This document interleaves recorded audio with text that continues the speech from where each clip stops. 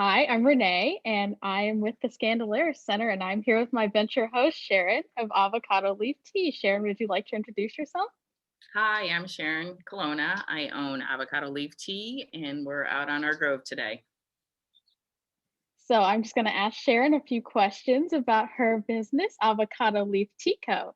So, first question is, what do you love about being an entrepreneur? Wow. Well, you do set your own hours, and your paycheck is made from your hard work. And as much as you put in, you get out. There are no limitations. You can be as creative as you want. There's no set hours, so you that's the good and the bad. So you can work from sun up to sundown if you want to, or you can take a weekend off without even thinking about it.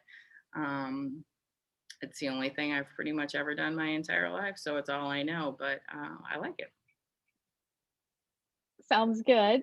So, next question would be, what led you to becoming an entrepreneur and founding Avocado Leaf Tea Co? Well, I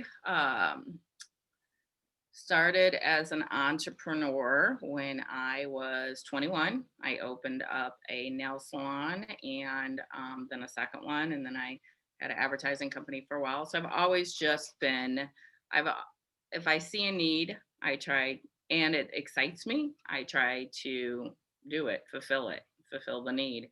And when we bought this grove, and I figured out how healthy the leaves were, and started doing some really good research on it, and then actually trying the tea and drinking it myself every single night with the leaves. After a while, I just decided it was something that I had to do because nobody else was doing it. So, one, I thought it was creative there. And two, no matter what, I just think it will be a great tea to be out. And I feel like people will probably take the idea, steal the idea. You'll probably sooner or later see avocado tea in everybody's blends and what have you. And I'm fine with it. I'm excited that I brought something that to the table that maybe eventually would have been brought to the table anyhow, but I did it first, and that was it just turned into something I had to do. It is a labor of love because I was ready to retire and just relax, and now I own a tea company, so there's And we love you for drinking that tea. that. So, final question would be, what have you learned since you've become an entrepreneur, and any advice for any future entrepreneurs? Yes, it is not. What have I learned? I have learned, well, this every company that I've had has all been a learning experience, but this has been by far the hardest learning experience because there's not tea companies in the United States. So everything that I'm trying to find and source, whether it be bags or canisters or what have you, I have to, or milling or what anything. It's a hard find, just because China, India, there's so many other places that specialize in tea in the United States. Just right now is not one of them.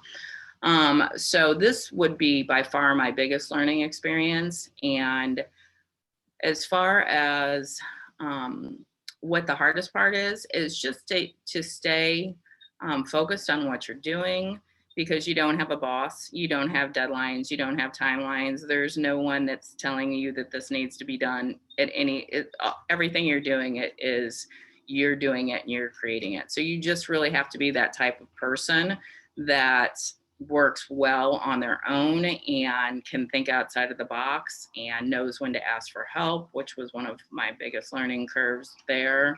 Um, and enjoy the ups and downs because it's a roller coaster ride. No matter what business you're in, it's a roller coaster ride. If you work at a regular company or a normal company, you pretty much have your 40 hours, you know what your job is, you get your vacation time. It's just all kind of set.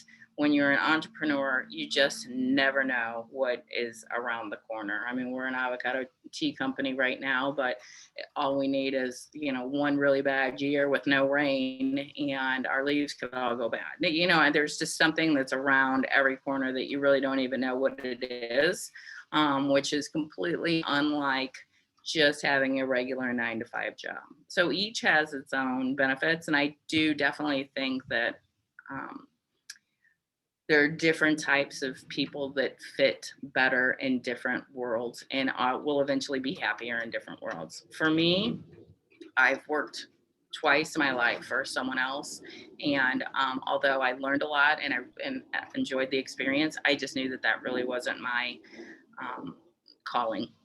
I wanted to. I like to be as creative as I want to, and I don't ever like to be put in that box of this is exactly what I need for you to do and nothing else, because I don't know. I tend to think outside of the box sometimes. So Sounds good. Thank you so much, Sharon.